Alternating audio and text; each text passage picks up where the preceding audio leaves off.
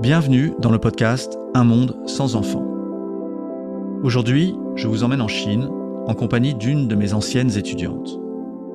Je m'appelle Heidi, je viens de la Chine, maintenant j'habite en Europe. Avant, je suis une étudiante à Sciences Po, j'étudie en humanité politique et maintenant je suis aussi en université en Angleterre. À Shanghai, pendant les manifestations, il y a une phrase qui a vraiment attiré mon attention. Ça m'a remué le cœur. C'était lors d'un contrôle d'un résident. Il lui était demandé d'agir selon les instructions, sinon ses descendants, ses enfants, allaient en payer les conséquences. Et ce jeune homme a répondu « Oui, merci, mais nous sommes la dernière génération. » La dernière génération. Cette histoire n'est pas une exagération. En 2015, le gouvernement chinois réalise enfin que leur problème n'est pas d'avoir trop d'enfants, mais bien de ne pas en avoir assez. Alors ils abolissent la politique de l'enfant unique. Résultat, les naissances remontent un petit peu, oui, à 18 millions. 18 millions de naissances en 2016. Mais combien 5 ans plus tard, en 2021 ? 10 et demi. De 18 à 10 et demi. La chute est vertigineuse, moins 40% en 6 ans. Record mondial. En panique, le gouvernement autorise les familles de 3 enfants en 2021. Mais selon la démographe française Isabelle Attané, cela ne changera rien. C'est comme si la mairie de Paris autorisait le char à voile dans le métro. Cela ne concerne personne. Le général de Gaulle a dit de la Chine qu'elle est plus vieille que l'histoire. Et dans notre inconscient collectif, nous avons cette image de la Chine comme un géant ancien, patient, un ensemble granitique et immuable. Mais vous savez quoi ? Je crois que notre inconscient collectif se gourre.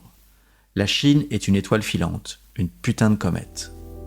Bonjour, je m'appelle David Duhamel et je suis professeur d'économie à l'ILERI, l'Institut libre d'études des relations internationales, et enseignant à Sciences Po Paris. Je vous parle d'un monde dans lequel on vit et surtout du monde à venir, un monde sans enfants.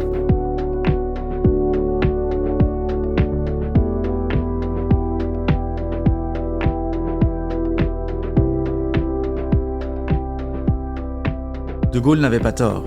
Dans l'histoire de l'humanité, la Chine a presque toujours été la première puissance et presque toujours été le pays le plus peuplé. Et aux yeux des dirigeants chinois, la période récente de domination occidentale est une anomalie, une parenthèse qu'il est temps de refermer. C'est d'ailleurs l'une des grandes questions du XXIe siècle. La Chine va-t-elle devenir la première puissance mondiale aux dépens des États-Unis ? Aujourd'hui, la puissance chinoise est indéniable. Puissance politique et militaire, mais surtout économique. Elle est la deuxième économie mondiale, bientôt la première. Elle est la première puissance industrielle, la première puissance exportatrice. Ces multinationales s'attaquent aux géants américains. Alibaba a plus de clients qu'Amazon. La Chine imprime des maisons en 3D. Elle a été capable de construire un hôpital à Wuhan en 10 jours au début de la pandémie, d'équiper tout son pays de TGV. Elle détient un quasi-monopole des terres rares, etc., etc. La Chine, quoi. Et tout est allé si vite. En 1949, la toute nouvelle Chine communiste de Mao est dévastée. Elle est le seul pays au monde où le PIB par habitant est plus bas qu'en l'an 1000.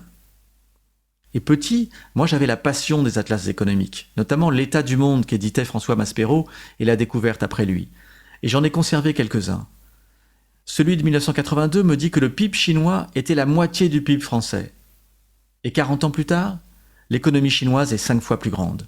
Ils nous ont dépassés en trombe, ils nous ont laissés dans la poussière cosmique de leur développement titanesque. Je me rappelle que dans un cours, je parlais de la consommation de viande par personne en Chine, toujours pour souligner la rapidité de leur croissance.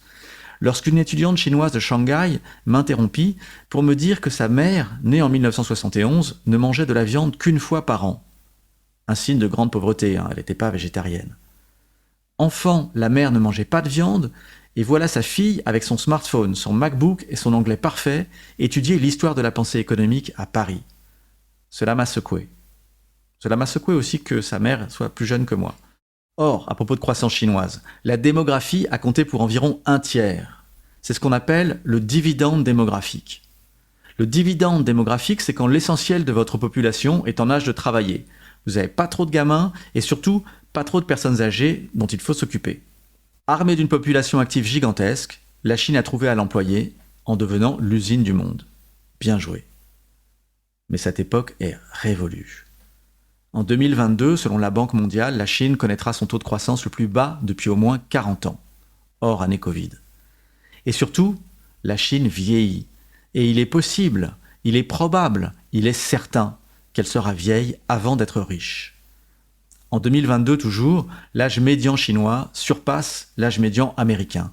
39 ans contre 38,5. Fini le dividende démographique. Et 2023 sera probablement la première année où la population chinoise diminuera. Cela sera aussi l'année où l'Inde deviendra le pays le plus peuplé du monde. Quand vous pensez à la Chine, vous pensez 1,4 milliard de personnes, une foule industrieuse, étouffante. Mais les prévisions pour la fin du siècle nous annoncent 730 millions de Chinois, moitié moins. Les mêmes prévisions disent que la France restera au même niveau qu'aujourd'hui, entre 65 et 70 millions d'habitants. Vous voyez, le déclin chinois est déjà inscrit dans sa démographie. Le taux de fertilité officiel est de 1,6, mais il y a beaucoup de raisons de penser que c'est plutôt 1,3, peut-être même moins. Yi Fuxian, un démographe chinois exilé aux USA, dénonce régulièrement les statistiques officielles. Selon lui, trop de subventions et de prestige dépendent du nombre de naissances déclarées. Par exemple, les communes annoncent toujours plus d'enfants, comme ça elles ont plus de budget. Alors pourquoi les Chinoises ne font plus d'enfants? D'abord pour les mêmes raisons que leurs sœurs coréennes ou japonaises. Écoutons Heidi. Je dirais personnellement que je ne suis pas vraiment certaine d'avoir envie d'avoir des enfants. J'ai vu comment être une mère en Chine pouvait être difficile, et même je dirais un fardeau.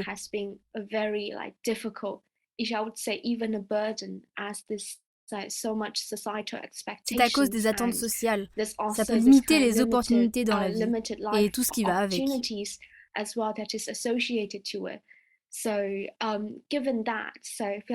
Cela a forgé mon point de vue sur cette question.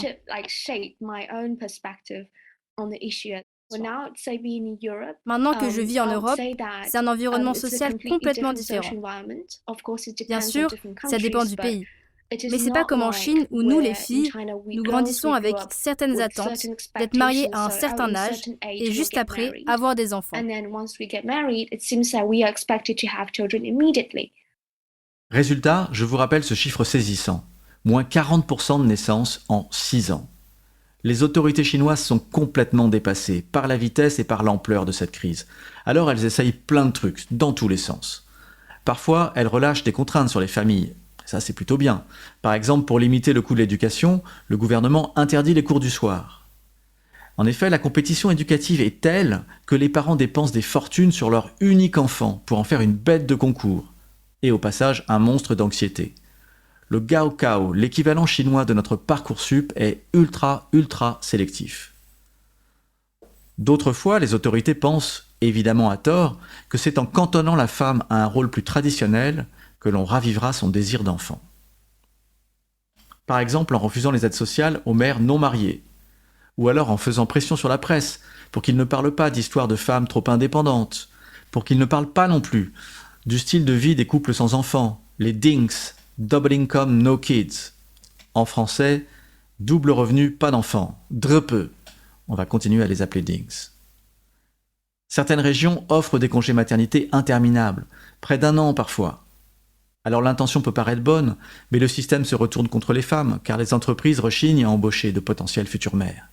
Et ces futures potentielles mères, elles savent bien que passer 1 an à la maison va miner leur carrière.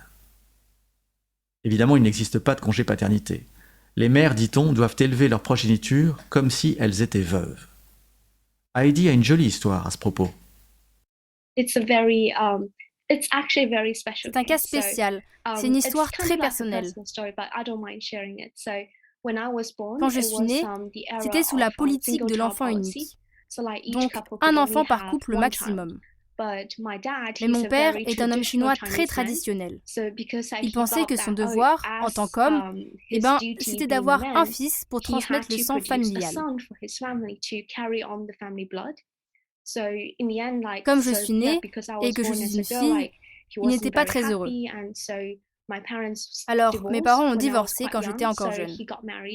Mon père s'est remarié, il a refait un enfant et il a eu une autre fille, ma sœur. Il ne pouvait pas être plus déçu. c'est déchirant d'écouter Heidi dire que sa naissance n'a pas rendu son père heureux. Mais c'est réjouissant de l'entendre rire de la déconfiture du même père. D'autres autorités publiques déclarent que les femmes ne devraient pas faire les difficiles, sinon elles pourraient devenir des shengnu, des femmes restes, des femmes dont personne ne veut, c'est-à-dire des femmes non mariées de plus de 27 ans. C'est charmant. D'autres essayent encore de restreindre l'avortement pour raisons non médicales. Quelquefois les hommes sont visés aussi. Le gouvernement blâme une crise de la masculinité et fait la guerre aux, j'ouvre les guillemets, hommes efféminés.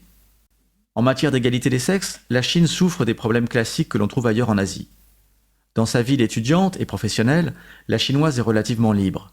Elle cesse de l'être quand elle n'est plus uniquement femme, mais aussi épouse, belle-fille et mère. Mao avait beau dire que les femmes sont l'autre moitié du ciel, l'histoire de leur discrimination remonte aux origines. Dans la Chine ancienne, par exemple, quand une femme est mentionnée dans un livre d'histoire, elles n'ont pas de nom généralement. Elles sont toujours attachées à la famille de leur père ou de leur mari en tant que fille ou femme. Mais la Chine se distingue par une discrimination contre les femmes qui s'exerce avant même leur naissance. Comment est-ce possible ? Il y a un vieux proverbe chinois qui dit « Avoir une fille, c'est arroser le jardin du voisin ». Et oui, adulte, elle se mariera, ce qui implique pour vous une dot onéreuse, puis elle vous quittera pour la famille de son époux et travaillera pour soutenir sa belle famille. Alors mieux vaut éviter d'avoir une fille, surtout en période de politique d'enfant unique. Résultat, les Chinois font des échographies précoces, et si c'est une fille, on recourt massivement aux avortements sélectifs. Elles sont non-nées. C'est le grand économiste indien Amartya Sen qui l'a remarqué. Il y a environ 130 millions de femmes manquantes en Asie. Donc pas qu'en Chine, en Inde aussi. C'est un drame silencieux qui s'arrange progressivement, mais qui marque la société chinoise, puisque les filles non-nées dans les années 90-2000 ne sont pas là aujourd'hui pour faire des enfants. Entre 30 et 50 millions de femmes non-nées, c'est aussi autant d'hommes qui mathématiquement ne trouveront pas femmes, ne bâtiront pas de famille, et qui eux sont bien là. Ces hommes, on les appelle les branches nues. Ils ne donneront jamais de fruits. Or en Chine, plus qu'ailleurs, le mariage est un marqueur d'une vie adulte. Ces millions d'hommes, au moins 30 millions, n'ont pas de perspective familiale et souffrent d'une épidémie de solitude. Parfois, ils s'en prennent aux femmes, physiquement ou online. Une épidémie de solitude. Quelle déprime. Alors il y a des trucs plus marrants quand même. Fleurissent les love coach à 5 000 $ le stage privé, ou les cours de drague à l'université. Comme à Tianjin, où vous pouvez suivre un cours intitulé « Théorie de l'amour et du rendez-vous amoureux ». Rigolo aussi ces cafés, où les femmes peuvent louer les services d'un butler, un majordome payé 60 $ l'heure pour les écouter. Enfin rigolo. Franchement déprimant aussi. Hans Rosling, un Suédois fondateur de Gapminder, un site génial de data visualisation, raconte une histoire qui m'a frappé. Lors d'une conférence, il était assis à côté d'une banquière singapourienne d'origine chinoise. Ils font connaissance et bien sûr, il ne résiste pas à lui demander si elle a des enfants. Hans Rosling et moi, on est pareil, on s'intéresse aux mêmes choses. Et sa voisine de lui répondre « Je pense tous les jours à l'enfant que je pourrais avoir. C'est la pensée d'avoir un mari qui m'est insupportable. » Alors le Japon est le premier pays à cesser de faire des enfants, et la Corée est celui qui n'en fait quasiment plus du tout. Et ce qui est vrai du Japon et de la Corée est aussi vrai des autres pays riches d'Asie, les dragons, Singapour, Hong Kong, Taïwan. Mais c'est aussi vrai de l'Asie moins riche. Je pense à la Thaïlande, à l'Iran, au Vietnam, au Bangladesh, et même à l'Inde qui maintenant pointe son nez sous la barre de remplacement, 2,1. La Chine n'échappera pas à la gravité asiatique. Elle n'est pas différente des autres, mais en vertu de sa taille et de sa puissance, ce qui lui arrive à elle concerne la planète entière. La démographie chinoise, son aspect cataclysmique est la raison selon moi pour laquelle le 21e siècle ne sera pas le siècle chinois. Le 22e non plus d'ailleurs. Je disais au début de ce podcast que la Chine est une étoile filante. Je crois que c'est même une météorite. Et vous savez ce qui définit une météorite ? Elle finit toujours par s'écraser au sol. C'est la fin de cet épisode d'un monde sans enfants, consacré à la Chine. Continuez à me suivre dans cette passionnante histoire. Abonnez-vous, likez, partagez, mettez des étoiles. C'est toujours super, cela aide. Et on se retrouve dans le prochain épisode. Et si cela ne vous a pas plu, partagez-le quand même, avec des gens que vous n'aimez pas.